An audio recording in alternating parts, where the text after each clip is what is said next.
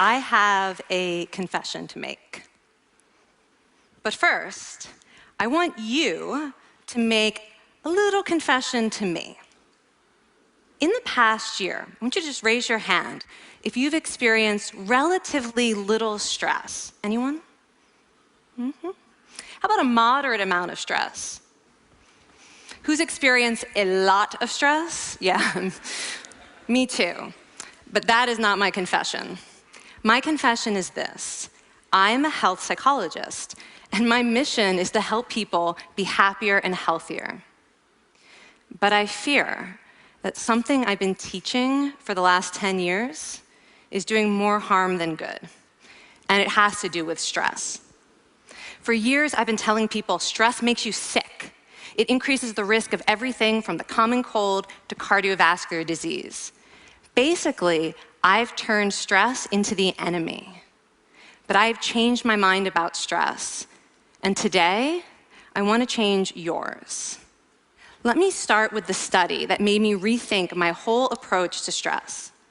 This study tracked 30,000 adults in the United States for 8 years, and they started by asking people, how much stress have you experienced in the last year? They also asked, do you believe that stress is harmful for your health? And then they used public death records to find out who died. Okay. Some bad news first. People who experienced a lot of stress in the previous year had a 43% increased risk of dying. But that was only true for the people who also believed that stress is harmful for your health. People who experienced a lot of stress but did not view stress as harmful were no more likely to die. In fact, they had the lowest risk of dying of anyone in the study, including people who had relatively little stress. Now, the researchers estimated that over the 8 years they were tracking deaths, 182,000 Americans died prematurely, not from stress, but from the belief that stress is bad for you. That is over 20,000 deaths a year. Now, if that estimate is correct, that would make believing stress is bad for you the 15th largest cause of death in the United States last year, killing more people than skin cancer, HIV, AIDS, and homicide. You can see why this study freaked me out. Here I've been spending so much energy telling people stress is bad for your health. So this study got me wondering, can changing how you think about stress make you healthier? And here the science says yes. When you change your mind about stress, you can change your body's response to stress. Now, to explain how this works, I want you all to pretend that you are participants in a study designed to stress you out. It's called the social stress test. You come into the laboratory, and you're told you have to give a 5-minute impromptu speech on your personal weaknesses to a panel of expert evaluators sitting right in front of you. And to make sure you feel the pressure, there are bright lights and a camera in your face, kind of like this. And the evaluators have been trained to give you discouraging nonverbal feedback, like this.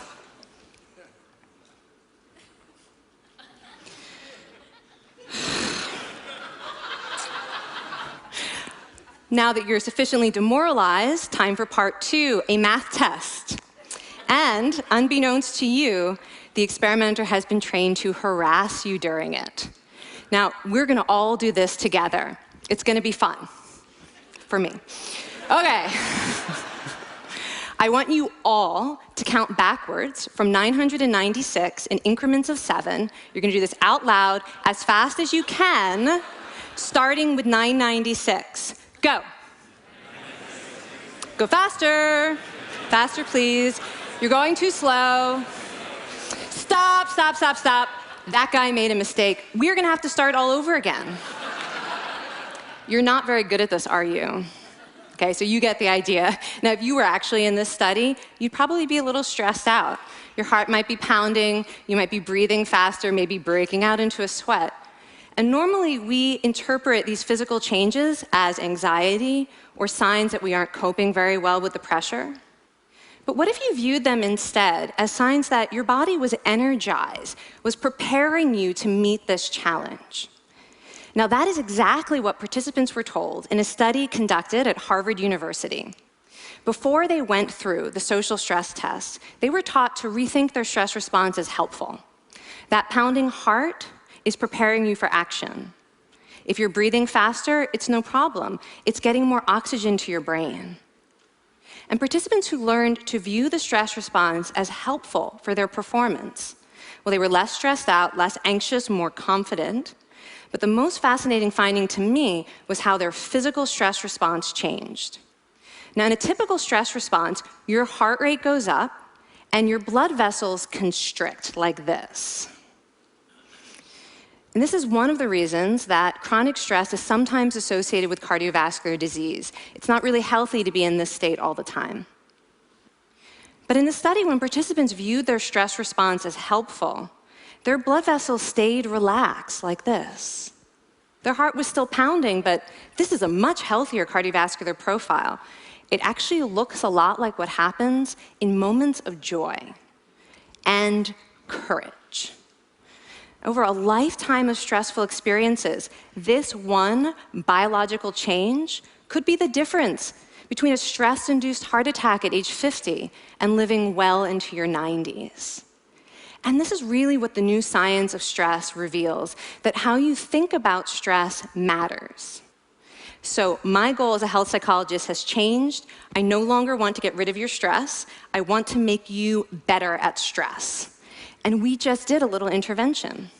If you raised your hand and said you'd had a lot of stress in the last year, we could have saved your life.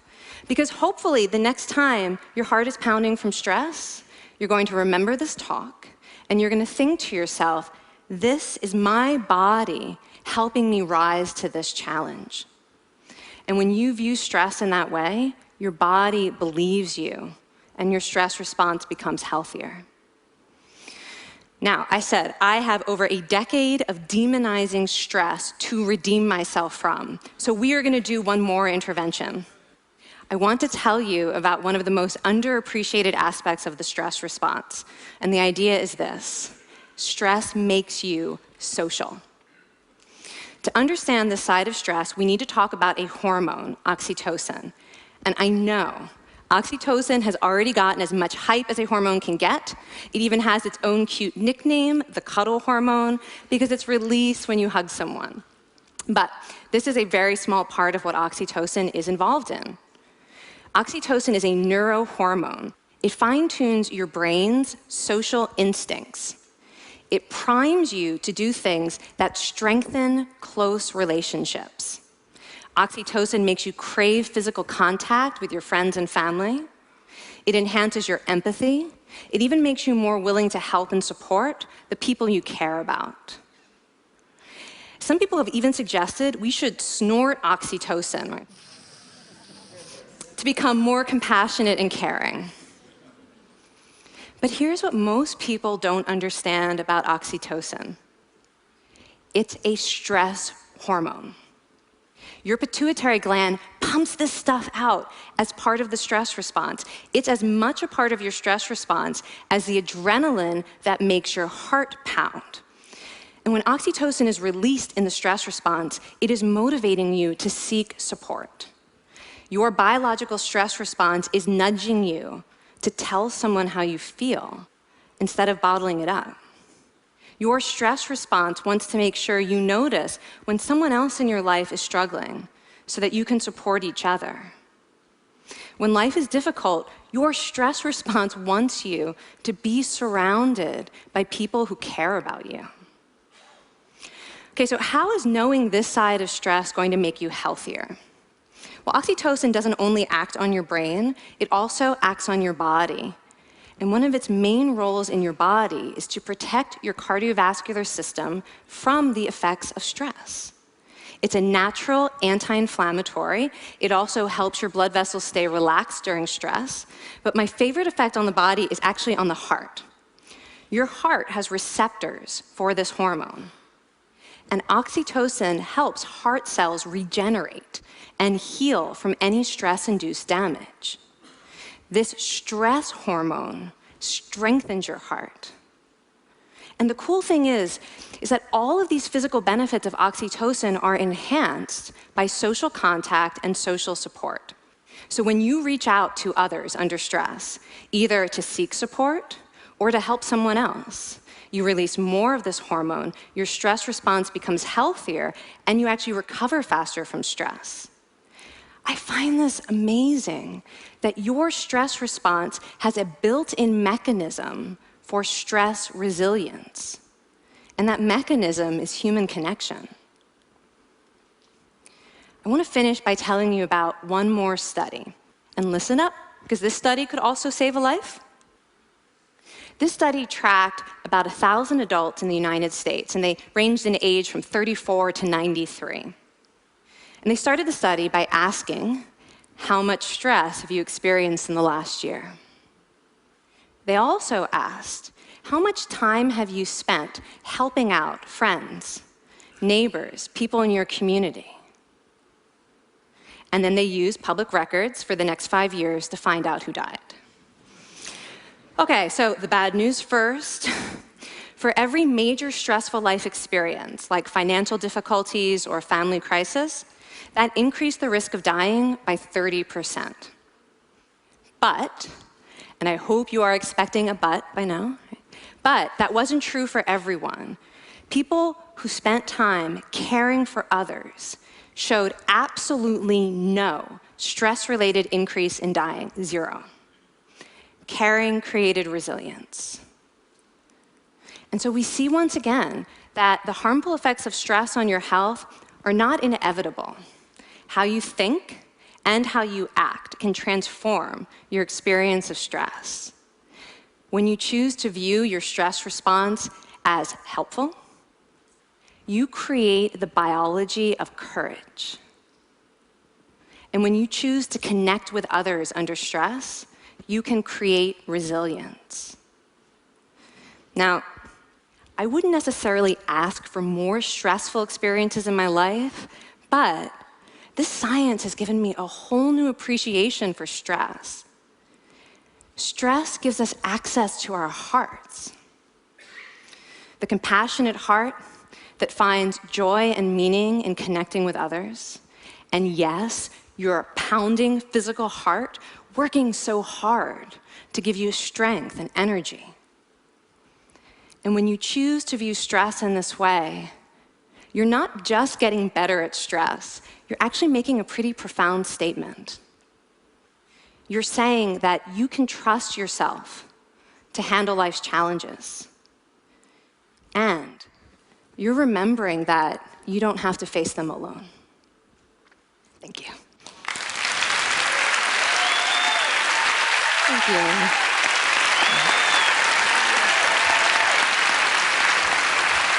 I mean, this is kind of amazing what you're telling us. It seems amazing to me that a belief about stress can make so much difference to someone's life expectancy. How would that extend to advice? Like if someone's making a lifestyle choice between, say, a stressful job and a non-stressful job, does it matter that which way they go, that it's equally wise to go for the stressful job so long as you believe that you can handle it in some sense? Yeah, and one thing we know for certain is that chasing meaning is better for your health than trying to avoid discomfort.